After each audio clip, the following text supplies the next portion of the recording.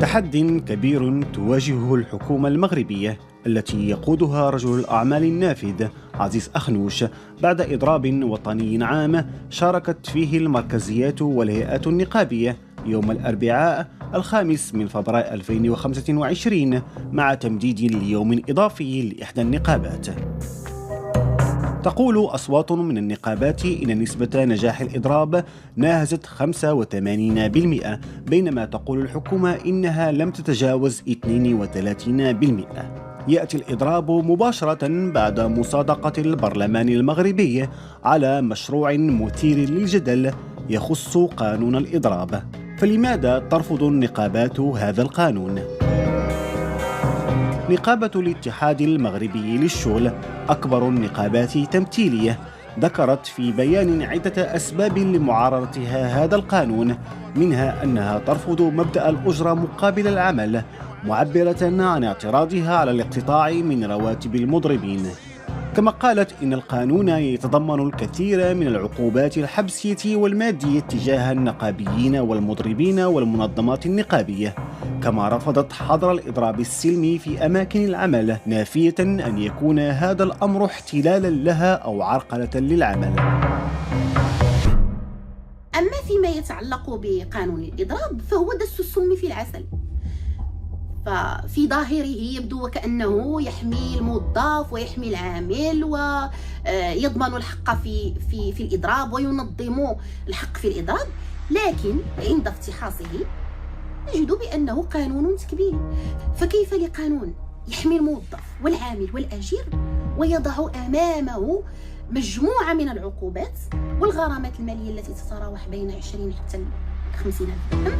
إذا كان القانون يجعل من دعا إلى الإضراب أو نظمه أو شارك فيه مهدد بالسجن، فهنا سيتحول القانون من قانون يحميه إلى قانون يخضعه إلى سلطة أكثر استبدادا واستعبادا. ولربما إذا ترسم هذا القانون في المغرب لن تجد هناك فيما بعد احتجاجا على أي إجراء وعلى أي وضعية مجحفة في حق العامل أو الموظف أو الأجير في مقر عمله. في المقابل تقدم الحكومة المغربية روايتها في الدفاع عن القانون. وهذا القانون خصو يحمي الحقوق ديال الشغيلة بالدرجة الأولى، الموظفين اللي في الإدارة، وعلى فئة الأجراء اللي كاينين في القطاع الخاص. بالنسبة لتمريره في هذه الحكومة، يعني حكومة أخنوش، نعتبره جرأة سياسية، لكن لم تواكبها يعني الإطار المرجعي للقانون التنظيمي للإضراب، بمعنى أنه تم تمريره بدون يعني أخذ رأي النقابة بالشكل الوافي. هذا القانون يصدر للمرة الأولى في تاريخ المملكة، إذ نصت جميع الدساتير بعد الاستقلال على ضرورة إصدار قانون ينظم الإضراب، لكن ذلك تأخر 63 عاما. فلماذا كل هذا التأخر؟ نعلم أن بداية الحياة الدستورية في المغرب بدأت في أول دستور في 62، وكانت هناك إشارة صريحة في الفصل 14 على أنه سيصدر قانون تنظيمي للإضراب. يعني منذ ذلك الوقت والشغيلة المغربية والباترونة يعني ينتظران قانون تنظيمي ينظم الإضراب. لكن كما نعلم جميعا الحياة السياسية قبل 1999 كان فيها شد وجذب بين مختلف المكونات السياسية، وبالتالي تأخر المغرب في إقرار ما يسمى بالحوار الاجتماعي. احتجاجات النقابات قد تتكرر مستقبلا بحثا عن إمكانية إسقاط هذا المشروع وتعديله مجددا، ما قد يحكم على القانون بمزيد من الانتظار، خصوصا إذا قضت المحكمة الدستورية بعدم مطابقة المشروع لمقتضيات الدستور. طبقا لإحكام الوثيقة الدستورية لسنة 2011 وفصل 132 ستتم الإحالة على المحكمة الدستورية للبت فيه يعني مدى موائمته وملائمته لإحكام دستور 2011. طبعا بعض الأصوات النقابية تعول على إسقاط هذا القانون من خلال رده أو إحالته من طرف المحكمة على الغرفة الأولى من أجل إعادة النقاش وفتح حوار آخر بين الشركاء الاجتماعيين والاقتصاديين والحكومة الحكومة من أجل تعديل بعض الفصول التي كانت هي سبب الإضرابات.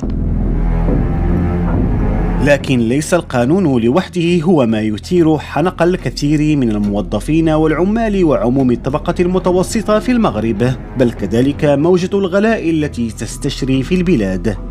بيانات النقابات تتحدث عن أزمة اجتماعية خانقة يعيشها المغاربة من بطالة وغلاء أسعار وضرب القدرة الشرائية للطبقة العاملة.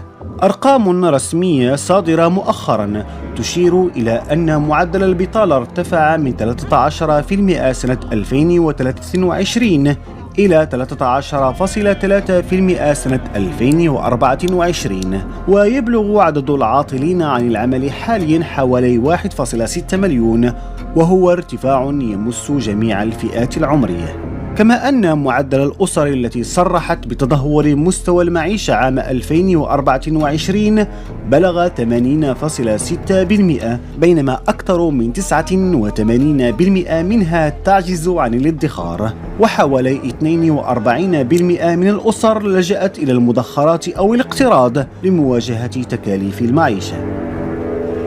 القدرة الشرائية للمواطن محدودة جدا ودخله محدود، لا يتماشى ولا يتناسب مع تضخم الأسعار الموجود اليوم في السوق المغربية. وهنا سأعود إلى وعود حكومة أخنوش قبل الانتخابات، كانت قد طرحت وقدمت وعود للمواطنين بأنها ستكون زيادات 2500 درهم للموظفين وكذا، لكن هذه الوعود بقيت حبيسة المشروع الانتخابي ولم تنزل على أرض الواقع، إذ بنا نتفاجأ بزيادة ضئيلة جدا مقارنة مع ما كانت تعد به. لا يمكن لحكومة تجمع بين السلطة والمال أن تخدم الشعب. الجمع بين المال والسلطة في الحكومة هو سبب الخراب والفساد الذي نعيشه اليوم في بلادنا. الحكومة التي تجمع بين السلطة والثروة لا تنتظر منها أن تخدم الشعب أو تشرع قوانين تخدم الشعب، بل ستكون دائما في خدمة باترونا الذين ينتمون إليها. يحدث هذا في ظل حكومة عزيز أخنوش، رجل الأعمال النافذ الذي وعد المغاربة في حملته الانتخابية بظروف اجتماعية واقتصادية أفضل، وفي ظل استعداد المملكة لتنظيم مونديال 2030 إلى جانب إسبانيا والبرتغال، وهو ما يحتاج استثمارات ضخمة. ومن أكبر التحديات التي تواجه المغرب هو الجفاف الذي أدى إلى فقدان الآلاف من مناصب العمل في الزراعة.